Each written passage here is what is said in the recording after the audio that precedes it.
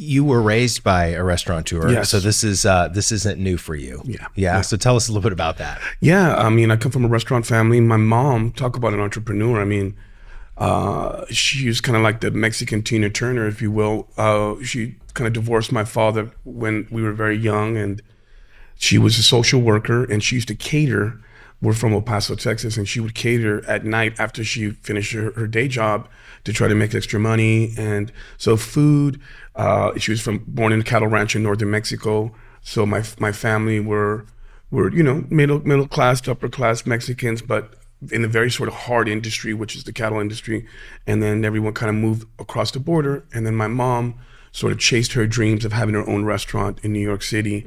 And we moved there in the early 80s, and she just went after it.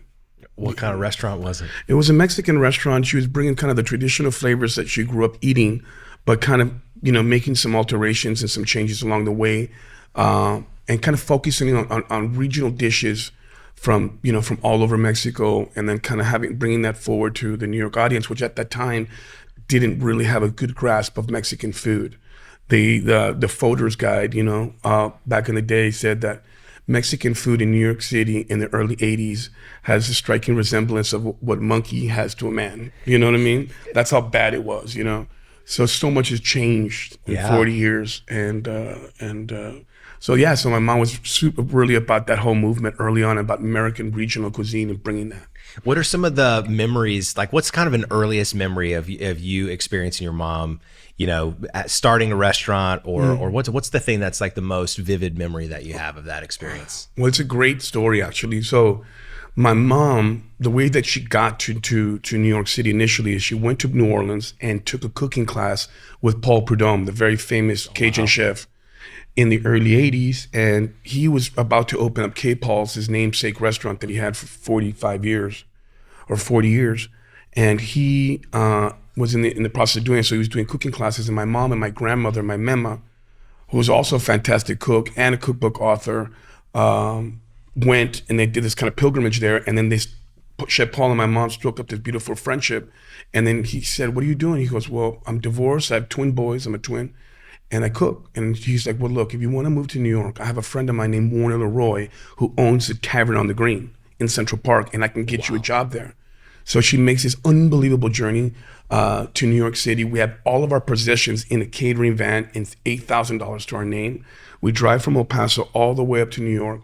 And there was this epic evening the party was thrown at Tavern on the Green, because the owner of the restaurant was a gentleman named Warner Leroy. And his parents were like, I think, the director of Wizard of Oz, like something crazy like that. Goodness. And he lived in Dakota on 72nd Street, one floor down from John Lennon and Yoko. And then, so Sean Lennon is my age.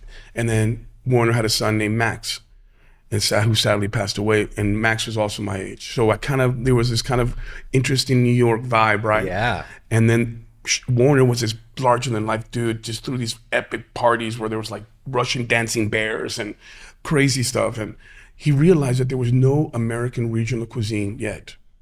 And he brought my mom to cook Mexican food, Chef Paul Prudhomme to do Louisiana food, and this little lady named Alice Waters for Chez Panisse.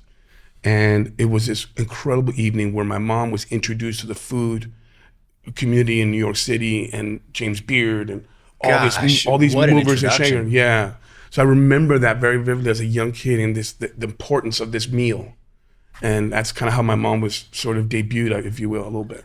And has that been something that's kind of carried with you, right? Like, was that like a really big impression of like food means something? Absolutely. That's a really good way of putting it.